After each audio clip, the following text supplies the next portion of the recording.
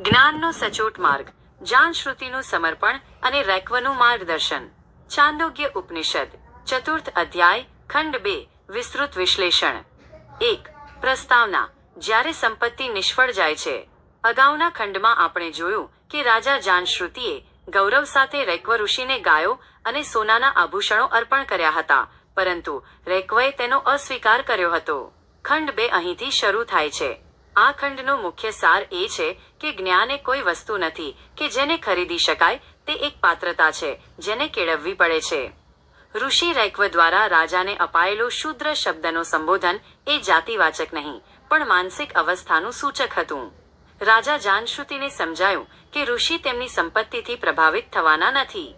તેથી તેઓ બીજી વાર વધુ ઊંડી નમ્રતા સાથે ઋષિ પાસે જાય છે. 2. દ્વિતીય મુલાકાત, સંપૂર્ણ શરણાગતિનું વિજ્ઞાન.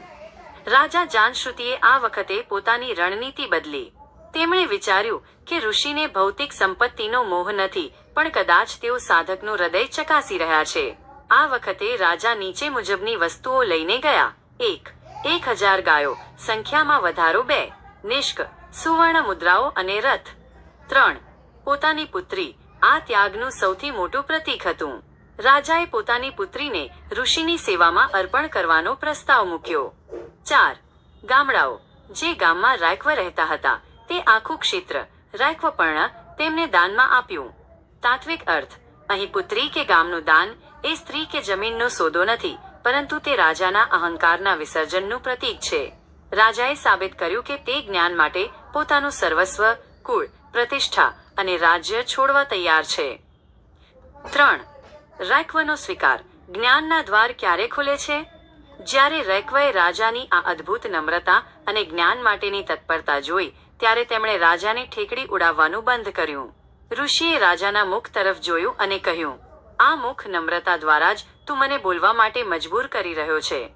ઋષિએ સ્વીકાર્યું કે જે વ્યક્તિ પોતાનું બધું જ જ્ઞાનના ચરણે ધરી દે છે તે જ સાચો જિજ્ઞાસુ છે. રૈક્વએ રાજાને પોતાની પાસે બેસાડ્યા અને એ વિદ્યા આપવાનું શરૂ કર્યું, જેને સંવર્ગ વિદ્યા કહેવામાં આવે છે. 4. શૂદ્ર સંબોધનનું ઊંડું વિશ્લેષણ.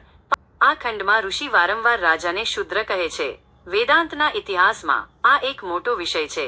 શાંકર ભાષ્ય મુજબ, શુચમ અભિદુદ્રાવ, જે શોક, દુઃખમાં ડૂબેલો છે, તે શુદ્ર છે. વૈજ્ઞાનિક દ્રષ્ટિ, જ્ઞાન ત્યારે જ ઉતરે છે જ્યારે મનમાં એક ખાલીપો વેક્યુમ હોય.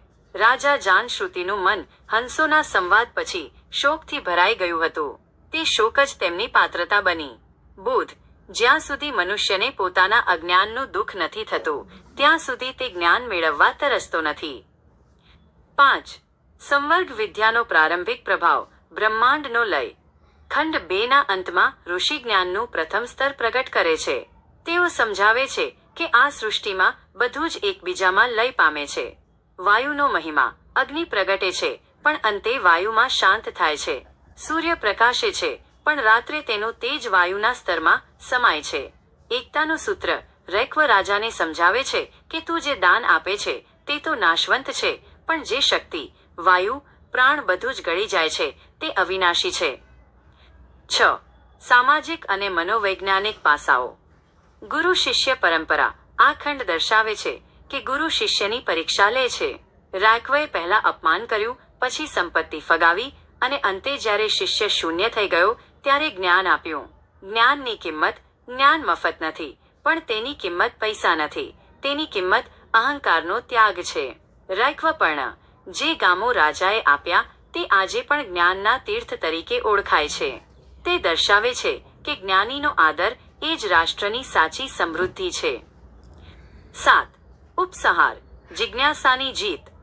છાંદોગ્ય ઉપનિષદનો આ ખંડ 2 સાબિત કરે છે કે રાજા હોવા છતાં જાણશ્રુતિ નમ્ર બન્યા, તેથી જ તેઓ ઇતિહાસમાં અમર થઈ ગયા. રૈક્વ ઋષિનું ગાડા નીચે બેસવું એ ત્યાગનું પ્રતીક છે અને રાજાનું ઝૂકવું એ જિજ્ઞાસાનું પ્રતીક છે. આ બંનેનો સંગમ એટલે જ બ્રહ્મ વિદ્યા.